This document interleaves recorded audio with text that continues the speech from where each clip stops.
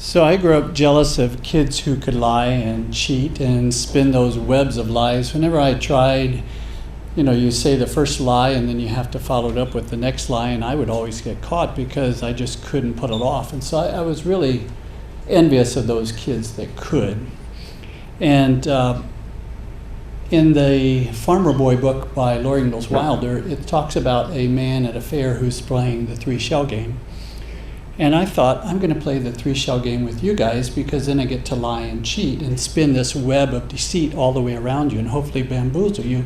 And I thought that would be really strange to play the 3-shell game because we're not allowed to bring any props up here.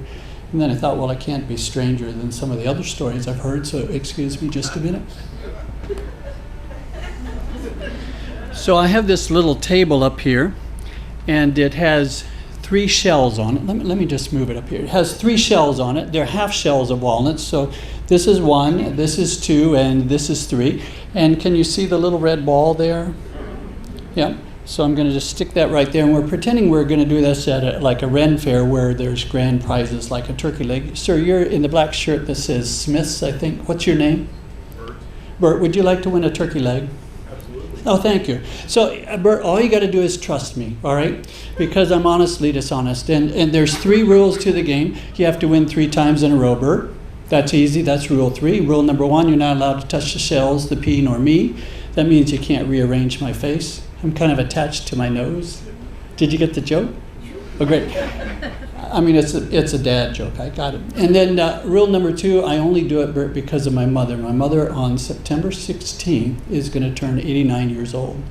And she's well on her way to sainthood. So in honor of my mother, I'm going to lie and cheat, Bert. But I'm honest about it. Are you ready? Okay. So there's shell number 1, shell number 2, and shell number 3. The pea, Bert, is under shell number 2. You can see it, right? Well, no, you can't, but you're going to believe me on this one. Okay, so I'm going to move shell number 2 over to number 3 space. I'll move shell number 3 over to number 2 space. And I'll turn over shell number 1.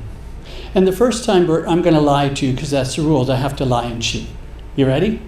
Okay, it's under number 2, Bert. So number 1 is turned over. I move number 2 that had the P over to number 3, and I move number 3 over to number 2, so it's under the number 2 space. And remember, I'm lying to Bert. Bert, where's the P? You can trust me on this one. Number 2, right? What? 2. No, she said, this is audience interaction. 3. The audience thinks it's 3, Bert. Yeah, because they know I'm honest.